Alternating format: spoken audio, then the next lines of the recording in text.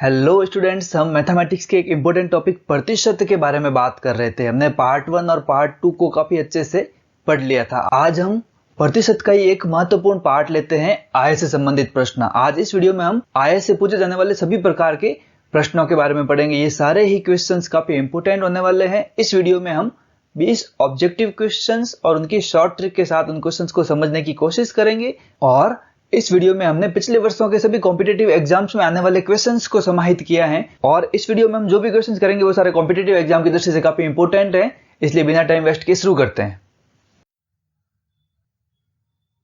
अब हमारा पहला प्रश्न है कि यदि सी की आय बी की आय से 30% कम हो तथा बी की आय ए की आय से 60% अधिक हो तो सी की आय ए की आय से कितने प्रतिशत अधिक होगी। काफी इंपोर्टेंट क्वेश्चन है और कई प्रकार के कंपटीशन एग्जाम्स में आ चुका है।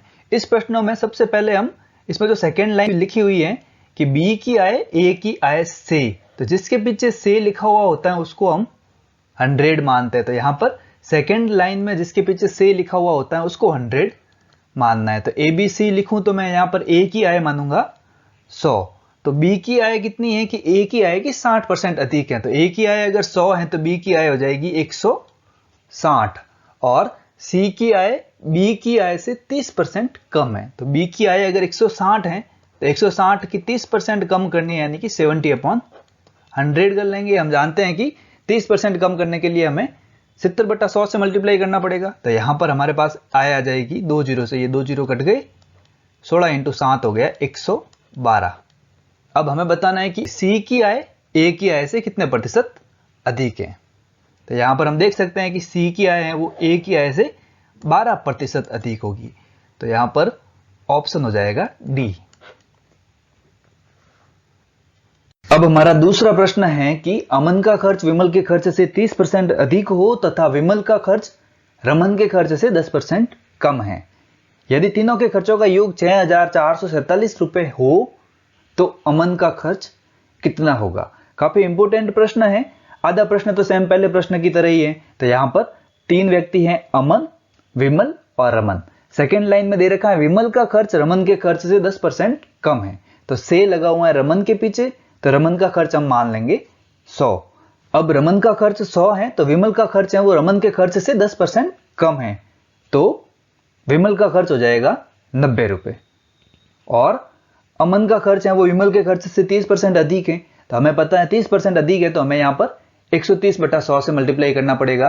तो विमल का खर्च 90 दे रखा है, तो 90 × 130/100 करोगे तो ये विमल के खर्च से 30% अधिक हो जाएगा। अब यहां पर 2 जीरो से ये 2 जीरो कट गए, 13 × 9 किया तो आ गया 117। अब प्रश्न को आगे पढ़े तो यहां लिखा हुआ है कि तीनों के खर्चों का योग 6447 रुपए। तो प्रश्न में दे रखा है 6447 और हम निकाले तो हमारी तरफ से आ रहा है 117 + 90 + 100। तीनों को जोड़ेंगे तो हो जाएगा 307 रुपए। अब यहां पर अमन का खर्च निकालना है। तो यहां पर मैं आपको एक इंपोर्टेंट और सबसे सरल मेथड आपको बताता हूं, आप सब ध्यान से देखना। यहां पर क्या करना है, सबसे पहले हमें जोड़ा बनाना है। जोड़ा कैसे बनाना है, यहां पर दे रखा है तीनों के खर्चों का योग। तो यहां प्रश्न के अनुसार तीनों के खर्चों का योग है 6447 और हमारे अनुसार खर्चों का योग है वो हो गया 307। अब इंटू, अब आप इंटू ध्यान से देखना। अगर मैं 100 से करूंगा तो रमन का खर्च आ जाएगा, अगर 90 से करूंगा तो विमल का खर्च आ जाएगा और 117 से करूंगा तो अमन का खर्च आ जाएगा। तो हमें अमन का खर्च निकालना है तो 117 से मल्टीप्लाई कर देंगे। तो ये हो जाएगा 6447/307 × 117। अब यहां पर ध्यान से देखो तो 307 खुद एक अभाज्य संख्या है, मतलब काटा छाटी भी खतरनाक वाली है।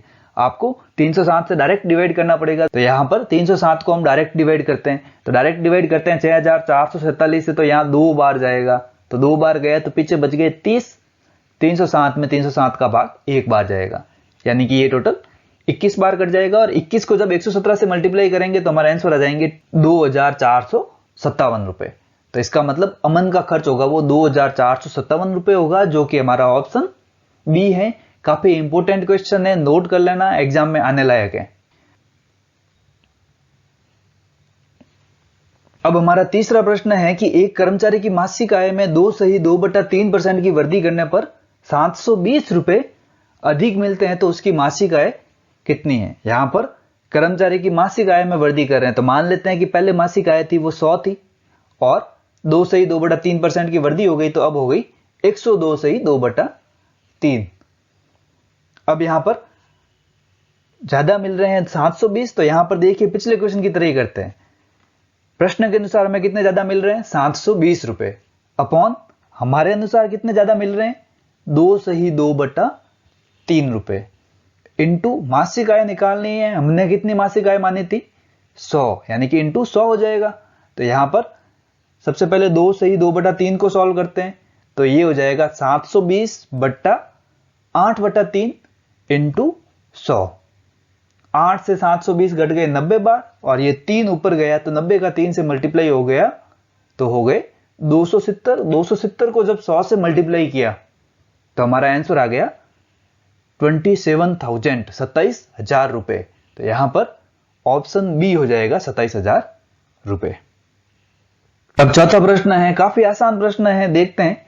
यदि राम की आय श्याम की आय से 20% अधिक हो तथा श्याम की आय गीता की आय से 25% अधिक हो, तो राम की आय गीता की आय से कितने प्रतिशत अधिक है। यहां पर राम, श्याम और गीता दे रखे हैं। यहां पर देखें तो गीता की आय है वो सबसे लास्ट में दे रखी है, उसके पीछे से लगा हुआ लास्ट में, तो हम मानेंगे कि गीता की आय है वो 100 है। अब श्याम की आय है वो गीता की आय से 25% अधिक है, तो श्याम की आय हो जाएगी 125, और राम की आय है वो श्याम की आय से 20% अधिक है, तो हम यहां पर 125 इंटू 120/100 करेंगे। तो यहां पर हमारे पास आ जाएगा, ये 25 से तो कट जाएगा 100 4 बार, और 25 से 125 कट जाएगा 5 बार, और 4 का भाग 120 में चला जाएगा 30 बार, और 30 को जब हम 5 से मल्टीप्लाई करेंगे तो हमारे पास आ जाएंगे 150 रुपए। अब हमें बताना है कि राम की आय गीता की आय से कितने प्रतिशत अधिक है। अब गीता की आय 100 है और राम की आय 150 है, तो आराम से हम देख सकते हैं कि ये 50% अधिक है। तो हमारा आंसर हो जाएगा यहां पर ऑप्शन ए। अब चलते हैं अगले प्रश्न की तरफ। तो हमारा पांचवा प्रश्न है कि यदि राम की आय श्याम की आय से 20% अधिक हो और राम की बचत है वो 720 रुपए हो, जो कि उसके वेतन का 4% है, तो श्याम का वेतन कितना है। तो प्रश्न को ध्यान से समझा तो सबसे पहली लाइन है वो है राम की आय श्याम की आय से 20% अधिक है। तो यहां पर हमने पढ़ रखा है कि हम श्याम की आय को 100 मानेंगे तो राम की आय हो जाएगी वो हो जाएगी 120। अब प्रश्न के अनुसार बचत कितनी है वो है 720 रुपए, और हमारे अनुसार बचत कितनी होनी चाहिए वो दे रखा है कि वेतन का 4%।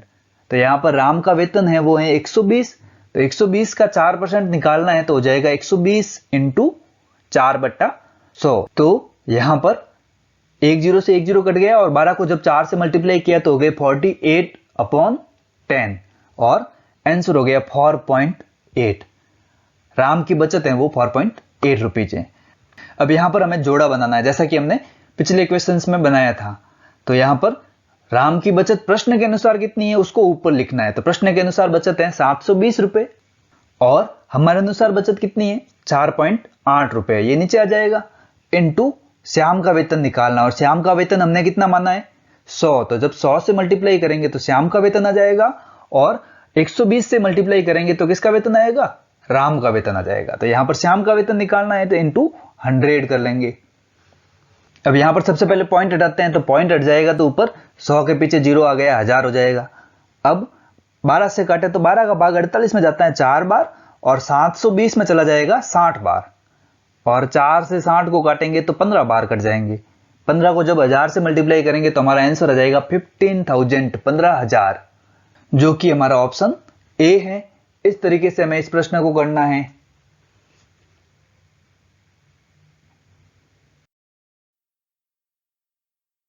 अब हमारा छठा प्रश्न है, ये दिया हुआ है कि यदि ए की आय का 10% इक्वल टू बी की आय का 15% इक्वल टू सी की आय का 20%, और यदि ए बी सी की कुल आय का योग 78,000 रुपए है तो बी की आय कितनी है। यह प्रश्न बिल्कुल अपने दूसरे प्रश्न की तरह ही है। तो यहां पर जो रिलेशन दे रखा है उसको सॉल्व करते हैं। तो यहां पर दे रखा है ए की आय का 10%, तो ए की आय को मान लेते हैं ए, तो ए का 10% हो जाएगा ए इंटू 10/100 इक्वल टू हो जाएगा b इंटू 15/100 इक्वल टू हो जाएगा c की आय का 20% यानी कि c इंटू 20/100। सबसे पहले 20 को 100 से काट देते हैं तो ये कट जाएगा, 20 से 100 कट जाएगा 5 बार, और यहाँ पर b इंटू 15/100 को काटते हैं तो यहाँ पर 5 से कट रहा है 15 3 बार, और 100 कट जाएगा 20 बार, और 10a/100 में काटेंगे तो ये 1 0 से 1 0 कट जाएगा। ऑल ओवर आ जाएगा a/10 इक्वल टू 3b/20 है तो हम लिख देते हैं b/20/3 इक्वल टू हो जाएगा c/5। अब ये 20/3 है तो ये 3 को खत्म करने के लिए सबको 3 से मल्टीप्लाई कर देते हैं, तो यहां पर हो जाएगा 30:20:15। अब प्रश्न को देखें तो यहां पर कह रहे हैं कि एबीसी की कुल आय का योग है वो 78,000 है, और हमारे हिसाब से एबीसी की आय है वो है 30, 20 और 15। तीनों को जोड़ेंगे तो आ जाएंगे 30 + 20 + 15 हो गए 65। अब प्रश्न कह रहा है कि आय का योग है वो 78,000 है, और हमारे अनुसार जो आय का योग है वो आ जाएगा अपॉन में 65 इंटू जिसकी आय फाइंड करनी है। यहाँ पर b की आय फाइंड करनी है, और हमारे अनुसार जो b की आय है वो है 20, तो इंटू हो जाएगा 20। अब यहाँ पर 65 और 78 तो 13 से कट रहे हैं, 13 का भाग 65 में जा रहा है 5 बार, और 78 में जाएगा 6 बार, और 6000/5 हो जाएगा, और ये 5 हैं वो 20 से कट जाएंगे 4 बार, तो 6000 इंटू 4 करेंगे तो हमारा आंसर आ जाएंगे 24,000, जो कि हमारा ऑप्शन सी है। इस तरीके से हम इस क्वेश्चन को सॉल्व करेंगे।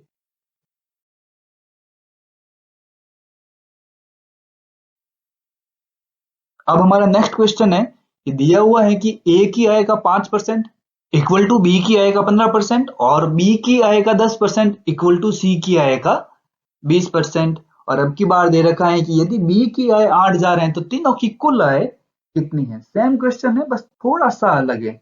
तो इस प्रश्न को ध्यान से देखें तो पहला रिलेशन तो हो गया a इंटू 5/100 इक्वल टू हो जाएगा b इंटू 15/100, और यहां पर कटिंग करें तो 5 तिया 15 और 20 पंजे 100, और इस तरफ हो जाएगा 5 एकम 5 और 20 पंजे 100। ऑल ओवर आ गया a/20 इक्वल टू b/20/3। और सेकेंड रिलेशन को भी देख लेते हैं। सेकेंड रिलेशन में हो गया b into 10/100 equal to c into 20/100। यहां पे कट घटा के करेंगे तो हो जाएगा b/10 इक्वल टू c/5। अब हमें ए बी सी की जो आय है उनको रेशियो में निकालना है, तो हम क्या करते हैं कि ये जो बी के नीचे लिखी हुई आय है उनको बराबर कर देते हैं। तो इसके लिए फर्स्ट रिलेशन में सबसे पहले हम करते हैं 3 से मल्टीप्लाई, तो हो जाएगा a/60 इक्वल टू b/20। दोनों को 3 से मल्टीप्लाई कर दिया। और सेकेंड रिलेशन में देखो यहाँ b/20 है और यहाँ पर b/10 है, तो इस तरफ हम 2 से मल्टीप्लाई कर दें तो ये हो जाएगा b/20 इक्वल टू c/10। अब यहां से हम देखें तो हमारे जो एबीसी की आय का रेशियो है वो बन जाएगा 60:20:10, और 0 0 घटेगा तो बन जाएगा 6:2:1। अब हम प्रश्न को इजीली कर सकते हैं। प्रश्न के अनुसार बी की आय है वो है 8,000, और हमारे अनुसार जो बी की आय है वो हो जाएगी 2, और निकालना क्या है, कुल आय निकालनी है, तो यहाँ पर कुल आय हो जाएगी 6 + 2 + 1 यानी कि 9, तो इंटू 9 कर लेते हैं। तो यहाँ पर तो कैलकुलेशन भी काफी इजी है, 2 से 8,000 कर जाएंगे 4,000 बार, और 4,000 को जब 9 से मल्टीप्लाई करेंगे तो हमारा आंसर आ जाएगा 36,000, और 36,000 हमारा ऑप्शन है ए। अब हमारा नेक्स्ट क्वेश्चन है कि यदि राम की आय श्याम की आय से 25% कम हो तो श्याम की आय राम की आय से कितने प्रतिशत अधिक होगी। इस तरह के प्रश्न हम पिछले वाले पार्ट में भी कर चुके हैं। तो यहाँ पर तो बिल्कुल इजी है कि श्याम की आय को हम मानेंगे 100, तो राम की आय हो जाएगी 25% कम मीन्स 75। तो यहाँ पर देखें तो यहाँ पर अधिक है 25, तो 25 अपॉन, जब भी अधिक का पूछता है तो नीचे कम वाला लिखना है। तो यहाँ पर प्रतिशत अधिक पूछा है तो जो कम है वो है 75। इंटू 100 करेंगे तो 25 का भाग 75 में जाएगा 3 बार, और 100/3 करेंगे तो हमारा आंसर आ जाएगा 33.33 या 33 सही 1/3%। यहाँ पर ऑप्शन सी हो जाएगा।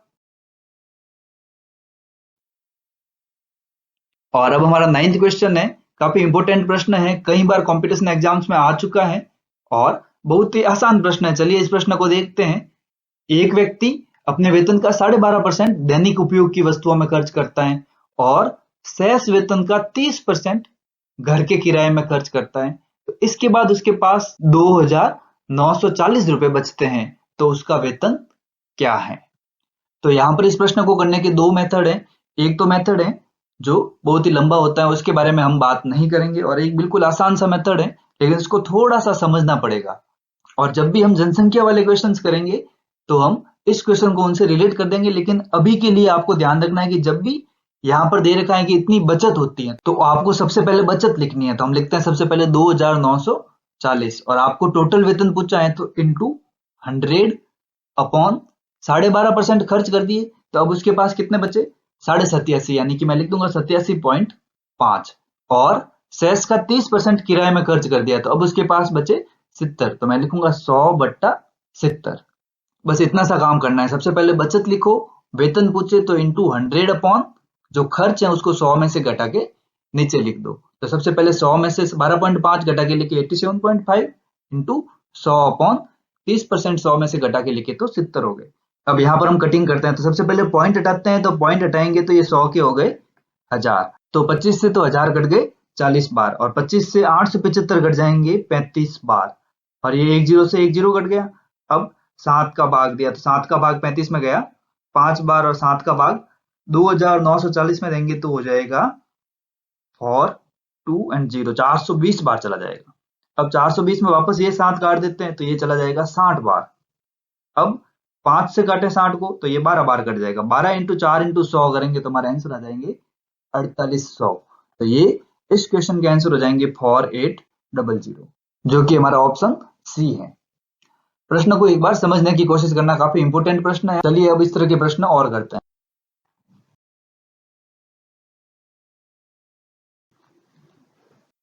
अब हमारा 10वां प्रश्न है कि एक भवन का मूल्य प्रतिवर्ष उसके प्रारंभिक वर्ष की तुलना में 10% कम हो जाता है।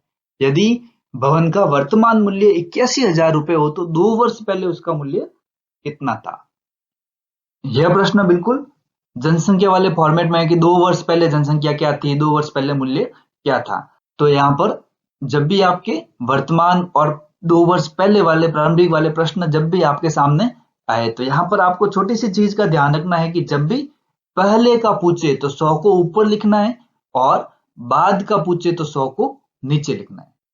वापस बोल देता हूं, जब भी आपको पहले का पूछे तो आपको 100 ऊपर लिखना है, और बाद का पूछे तो 100 नीचे लिखना है। अभी अगर आप 9वें प्रश्न को याद करो तो 9वें प्रश्न में बचत दे रखी थी और आपको मासिक आय पूछी थी, तो आप नोटिस करोगे आपने बचत लिखी, उसको मल्टीप्लाई किया था और 100 को ऊपर लिखा था, क्योंकि बचत बाद में होती है और आय पहले मिलती है। तो 9वां प्रश्न भी सेम इसी फॉर्मेट में था। जब भी आपको बचत दे रखी होती है और मासिक आय पूछते हैं, तो जो बचत है उसको लिखो इंटू 100 अपॉन जितने परसेंट की कमी हो रही है, यानी जितना खर्च हो रहा है उसको 100 में से घटा के लिख दो। जितना शेष लिखा हुआ है उन सबको घटा के हमें लिखना है। और ये प्रश्न भी सेम उसी फॉर्मेट में। यहां पर भी सबसे पहले मैं वर्तमान मूल्य लिख दूंगा 81,000 इंटू 2 वर्ष पहले का मूल्य पूछा है, तो पहले का पूछा है तो 100 ऊपर आ जाएगा, अपॉन 10% कम हो जाता है, 10% कम हो जाएगा तो हो जाएगा 90, इंटू 2 साल का पूछा है तो अगेन लिखूंगा 100 अपॉन 90। यहां पर 2 जीरो से ये 2 जीरो कट गए, 9 इंटू 9 से 81 कट गए, आंसर आ गया 1 लाख। तो यहां पर आंसर बन जाएगा 1 लाख, जो कि हमारा ऑप्शन बी है। और अब हमारा 11वां प्रश्न है कि एक व्यक्ति अपने वेतन का 20% दैनिक उपयोग की वस्तुओं पर और शेष वेतन का 30% घर किराए पर और शेष वेतन का 15% पुस्तकों पर खर्च करता है। उसके बाद भी उसके पास 9,520 रुपए बचते हैं, तो उसका वेतन क्या होगा? सेम वही है, पहले का पूछा है तो 100 ऊपर आएगा, फटाफट कर देते हैं। 9,520 इंटू 100 अपॉन 20% खर्च कर दिए तो 80, इंटू 100 अपॉन 30% खर्च कर दिए तो 70, इंटू वापस 100 अपॉन 15% खर्च कर दिए तो हो जाएगा 85। अब यहां पर आपको ध्यान रखना है कि हमेशा शेष वेतन का लिखा हुआ होना चाहिए, तभी ये मेथड लगेगा, नहीं तो कैसे होगा वो हम अगले प्रश्नों में देखेंगे। तो यहां पर काट देते हैं। सबसे पहले मैं काटता हूं यहां पर जीरो, तो यहां पर 2 जीरो से ये 2 जीरो कट गए। अब 5 का भाग 85 में गया 17 बार, और 5 का भाग 9520 में देंगे तो जाएगा 19.95, और चारों पंजे 20 यानी 1904 बार। अब 17 से 1904 को काटते हैं, तो 17 का भाग 1904 में गया, 17 एकम 17, 18 19 2 बच गए, 20 में 17 का भाग वापस एक बार, पीछे 3 बचे, 34 में 17 का भाग गया 2 बार, 112 बार कट गया। और 7 इंटू 8 हो गए 56, 56 को जब 112 से काटा तो ये 2 बार कट गए, 2 इंटू 100 हो गए हमारे 20,000। तो यहां पर ऑप्शन बी हो जाएगा 20,000।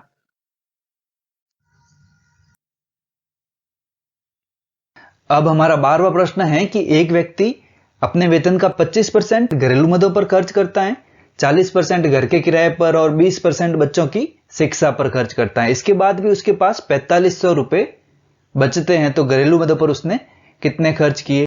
यह प्रश्न अभी अभी हमने जो प्रश्न किए हैं उससे थोड़ा सा अलग है। पहला डिफरेंस तो यह है कि अभी तक हमने कुल वेतन ज्ञात किया है, लेकिन यहां पर घरेलू मदों पर वह फाइंड करना है। और दूसरा जो सबसे बड़ा डिफरेंस है वो है कि यहां पर व्यक्ति अपने वेतन का 25% प्लस 40% प्लस 20% इक्वल टू 85% खर्च कर रहा है। यहां कहीं भी शेष वेतन का प्रतिशत नहीं दे रखा है, इसका मतलब कुल वेतन का इतना प्रतिशत खर्च हो रहा है। अब यहां पर व्यक्ति की बचत है वो 4500 रुपए है, और हमें घरेलू मदों पर व्यय ज्ञात करना है। अब जैसा कि हमने पिछले क्वेश्चंस में भी किया था, बचत दे रखी है, तो सबसे पहले तो हमें कुल वेतन फाइंड करना है। और कुल वेतन फाइंड करने के लिए जैसा कि हमने पिछले क्वेश्चन में किया था, बचत दे रखी है तो बचत इंटू 100 अपॉन 100 माइनस खर्च कर देंगे। तो यहां पे हो जाएगा 4500 इंटू 100 अपॉन 85% खर्च है, तो 100 में से 85 गए 15 आ जाएंगे।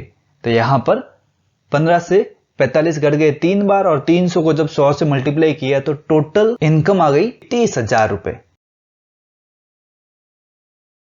अब प्रश्नानुसार तो हमें व्यक्ति का घरेलू मदों पर खर्च बताना है, तो व्यक्ति का घरेलू मदों पर खर्च हो जाएगा 30,000 का 25%, तो 30,000 इंटू 25/100। तो यहां पर 2 जीरो से 2 जीरो कट गए, 25 को 300 से मल्टीप्लाई किया तो हमारा आंसर आ गया 7500 7500, जो कि हमारा ऑप्शन सी है। अब हमारा नेक्स्ट क्वेश्चन है कि राज अपने वेतन का 20% दैनिक उपयोग की वस्तुओं पर खर्च करता है, और शेष वेतन का 25% घर किराए पर, 20% परिवहन पर और 30% मकान किराए पर खर्च करता है। इसके बाद भी उसके पास 3600 रुपए बचते हैं, तो उसका वेतन क्या है? ये 11वीं और 12वीं का मिक्सअप है। यहां पर 20% पहले खर्च करता है, और फिर उसके बाद कह रहा है कि जो भी शेष वेतन है उसका खर्च हो रहा है 25% प्लस 20% प्लस 30%, और इन दिनों को जोड़ा तो 25% प्लस 20% प्लस 30% इक्वल टू हो गए 75%, यानी कि शेष वेतन का 75% वो खर्च कर रहा है। तो यहां पर कुल वेतन हो जाएगा, वो हो जाएगा 3600 इंटू 100 अपॉन दैनिक उपयोग में खर्च है वो 20% है, तो 100 अपॉन 80 हो जाएगा, इंटू 100 अपॉन अब शेष वेतन का 75% खर्च कर रहे हैं, तो 100 माइनस 75 25 हो जाएगा। यहां पर 25 से 100 कट गए 4 बार, और 1 जीरो से ये 100 का 1 जीरो कट गया, और अब 8 को 4 से काटें तो 2 बार कट गए, और 36 कट गए 9 बार, और 2 से 10 को काटा तो 5 बार कट गए। ऊपर हो गया 900 इंटू 5 इंटू 4, इनको मल्टीप्लाई किया तो आ गया 18,000। तो हमारा ऑप्शन हो जाएगा ऑप्शन डी, 18,000 रुपए। अब ये प्रश्न करने के बाद मुझे उम्मीद है कि आप इस तरह के प्रश्न कर सकते हैं। अब लेते हैं नेक्स्ट क्वेश्चन, क्वेश्चन नंबर 14। ये भी सेम इसी तरीके से है। इसमें पूछा है कि अजय अपने वेतन का 25% दैनिक उपयोग की वस्तुओं पर और 5% घर के किराए पर, 15% परिवहन पर और 10% मकान के किराए पर खर्च करता है। इसके बाद भी उसके पास 27,000 रुपए बचते हैं, तो उसका वेतन क्या है? अब एक बार आप इस प्रश्न को खुद करके देखना, और अगर आपको कोई प्रॉब्लम हो तो सॉल्यूशन तो मैं बता ही रहा हूं, आप देख सकते हो। तो यहां पर अजय है वो कुल अपने वेतन का 25%, 5%, 15% और 10% खर्च कर रहा है। अब अजय का कुल खर्च है वो अपने वेतन का 25% प्लस 5% प्लस 15% और प्लस 10% है, तो इन सबको जोड़ेंगे तो हमारे आ जाएंगे 55। अब यहां पर अजय है वो 55% खर्च करता है, हमें बताना है कि उसका वेतन क्या है। तो हम करेंगे वेतन इक्वल टू बचत है 27,000 इंटू 100 अपॉन 100 माइनस खर्च कर देंगे। खर्च 55 है, तो 100 में से 55 गए तो हमारे बच जाएंगे 45। अब यहां पर मैं काटूंगा तो 3 से कटेगा 45 15 बार, और 3 से कटेगा 27 9 बार, 9,000 हो गए। अब 15 से 90 को काटेंगे तो 6 बार, 600 इंटू 100 करेंगे तो हमारे पास आंसर आ जाएंगे 60,000 रुपए। तो यहां पर आंसर हो जाएगा 60,000। अजय का वेतन होगा 60,000 रुपए।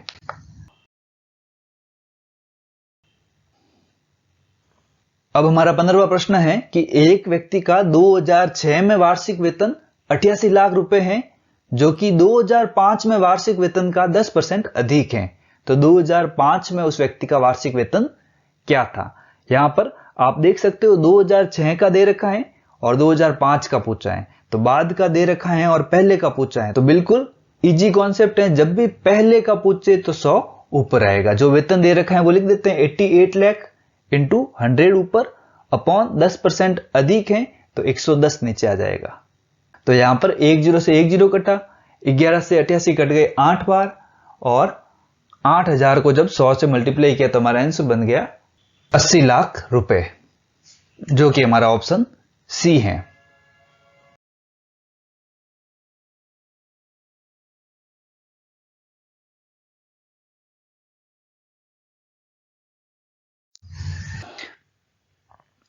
अब हमारा 16वां प्रश्न है कि नताशा ने अपने मासिक वेतन का 45% खरीदारी पर खर्च करने का निर्णय लिया। 11,475 रुपए खर्च करने के बाद उसे ज्ञात हुआ कि यह धन उसके द्वारा खर्च किए जाने वाली राशि का 60% था, तो नताशा का वेतन कितना है? यह प्रश्न किसी प्रकार के मेथड पर आधारित नहीं है, बिल्कुल इजी क्वेश्चन है और नॉर्मल जानकारी दे रखी है।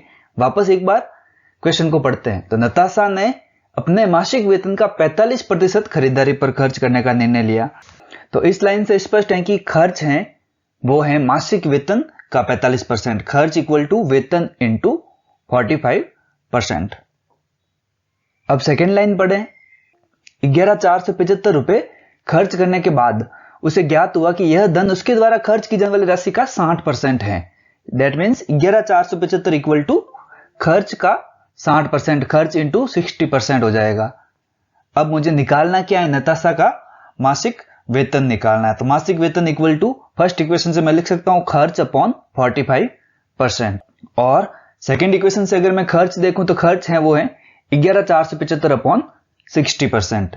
तो यहां पर खर्च की जगह मैं लिख दूंगा 11,475 अपॉन 60%, और अपॉन में 45% पहले से ही है। अब यहां से परसेंट हटाते हैं तो यहां पे इक्वल टू हो जाएगा 11,475 इंटू 100 अपॉन 60 इंटू 45। अब सबसे पहले ये 10 से 10 कट गया। अब मैं 3 से काटता हूं, 3 से 6 कटेंगे 2 बार, और 11,475 को काटा तो ये कट गए 3,825 बार।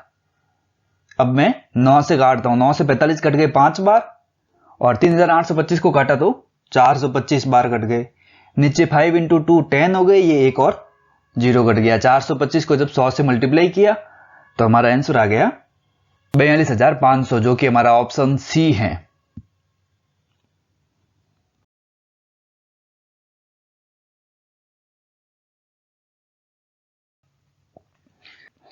अब हमारा 17वां प्रश्न है, कौशल के मासिक वेतन का 12% नंदिनी के मासिक वेतन के 16% के समान है। यदि सुरेश का मासिक वेतन नंदिनी के मासिक वेतन का आधा है और सुरेश का वार्षिक वेतन 1.08 लाख रुपए है, तो कौशल का मासिक वेतन कितना होगा? सबसे पहले सेकेंड लाइन देखते हैं। इसमें दे रखा है कि जो सुरेश का मासिक वेतन है वो नंदिनी के मासिक वेतन का आधा है। तो नंदिनी के मासिक वेतन को मैं मान लेता हूं 100, तो सुरेश का मासिक वेतन जिसको एस लिखा है वो हो जाएगा इसका आधा यानी कि 50। अब यहां पर पहली लाइन को देखते हैं। तो पहली लाइन में हो जाएगा कौशल का मासिक वेतन जिसको के मानते हैं, तो के इंटू 12% इक्वल टू हो जाएगा नंदिनी का मासिक वेतन n इंटू 16%। और यहां से अगर मैं कौशल का मासिक वेतन निकालू तो k इक्वल टू हो जाएगा n इंटू 16% अपॉन 12%। परसेंट से परसेंट कट गया, 16 कट गए 4 से 4 बार, और 12 कट गए 4 से 3 बार, तो ये आ जाएगा 4n/3। और नंदिनी का मासिक वेतन हमने माना है 100, तो यहां पे 4 इंटू 100/3 या 400/3 आंसर आ जाएगा।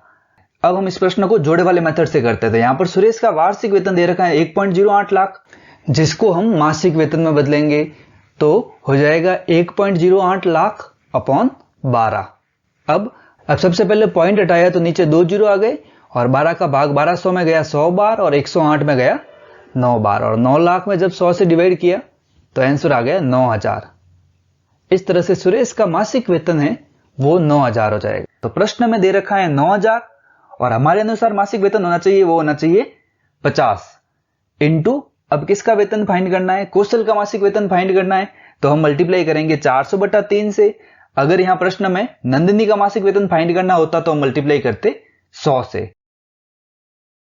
तो यहां पर मैं 400/3 से मल्टीप्लाई करूंगा तो यहां 0 से 0 कट गया, 5 का भाग 40 में गया 8 बार और 3 का भाग 9 में गया 3 बार। 3,000 को जब 8 से मल्टीप्लाई किया तो हमारा आंसर आ गया 24,000। दैट मीन्स कौशल का मासिक वेतन 24,000 होगा, जो कि ऑप्शन ए में है। अब अगला 18वां प्रश्न है कि एक व्यक्ति की मासिक आय 13,500 रुपए है तथा उसका मासिक व्यय 9,000 रुपए था। अगले वर्ष उसके मासिक वेतन में 14% की वृद्धि और व्यय में 7% की वृद्धि हुई, तो उसके बचत में कितने प्रतिशत वृद्धि हुई। तो यहां पर सबसे पहले देखते हैं, फर्स्ट केस में दे रखा है कि व्यक्ति की जो मासिक आय है वो है 13,500 रुपए और व्यय है यानी कि खर्च है वो है 9,000 रुपए। तो पहले केस में बचत हो रही है वो हो रही है, जब इनको घटाएंगे तो हमारी बचत आ जाएगी। तो पहले केस में हमारी बचत आ रही है वो आ रही है 4,500 रुपए। अब नेक्स्ट ईयर देखें तो नेक्स्ट ईयर है वो मासिक वेतन में 14% की वृद्धि हो गई।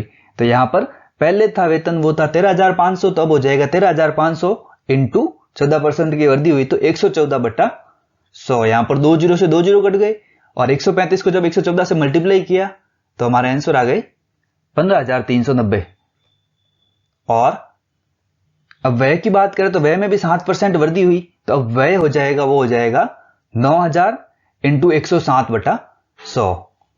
तो यहां पर 2 जीरो से 2 जीरो कट गए, 90 को 107 से मल्टीप्लाई किया तो हमारे आंसर आ गए 9630, 9,630। यहां पर भी हम बचत निकाले तो हमारी बचत आ जाएगी वो आ जाएगी 5,760 रुपए। अब यहां पर पूछ रहा है कि बचत में कितने प्रतिशत वृद्धि हुई। तो यहां पर प्रश्न के अनुसार बचत में वृद्धि हो रही है वो हो रही है, इन दोनों को घटा के देख लेते हैं। 5,760 में से हम 4,500 घटाते हैं तो आ जाते हैं 1,260। तो यहां पर प्रश्नानुसार वृद्धि हो रही है वो हो रही है 1,260। अब यहां प्रश्न पूछा है कि उसकी बचत में कितने प्रतिशत वृद्धि हुई। पिछले वीडियो में हमने पढ़ा था कि जब भी प्रतिशत वृद्धि या प्रतिशत अधिक की बात करें तो जो कम वाली संख्या होती है वो नीचे आएगी, और जब प्रतिशत कमी की बात करें तो जो अधिक वाली संख्या है वो नीचे आएगी। तो यहां पर आ जाएगा 4500, तो ये हो जाएगा 1,260/4500 इंटू 100%। तो यहां पर 2 जीरो से 2 जीरो कट गए, 5 से काटे तो 5 से 45 कट गए 9 बार, और 5 से 1,260 को काटा तो ये कट गए 2, 5 एंड 2 टाइम। अब यहां पर मैंने भाग दिया, 9 का भाग 252 में दिया तो भाग गया 28 बार। दैट मीन्स 28% बचत में वृद्धि हुई, जो कि हमारा ऑप्शन डी है। तो अगला प्रश्न है, काफी अच्छा प्रश्न है और कंपटीशन एग्जाम में भी खूब बार पूछा गया है कि विजय ने अपने धन का 30% भाग अपनी पत्नी को दे दिया, शेष धन का आधा अपनी पुत्री को दे दिया और बचे हुए धन को अपने 5 पुत्रों में बराबर बराबर बांट दिया। यदि प्रत्येक लड़के को 14,000 रुपए मिले हैं तो उसके पास कुल कितना धन था। तो हम सबसे पहले मान लेते हैं कि उसके पास धन था वो 100 रुपए था। अब यहां पर पहली लाइन में लिखा है कि विजय ने अपने धन का 30% भाग है वो अपनी पत्नी को दे दिया।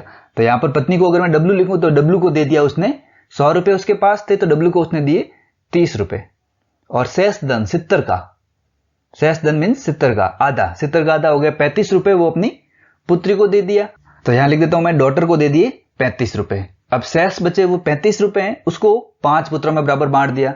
तो प्रत्येक पुत्र को दे दिया, पुत्र को मैं लिख देता हूं एस, प्रत्येक पुत्र को दिए 35 में 5 का भाग दिया तो प्रत्येक को 7-7 रुपए मिले। तो यहां बताना है यदि प्रत्येक लड़के को 14,000 रुपए मिले हैं तो उसका कुल धन कितना था।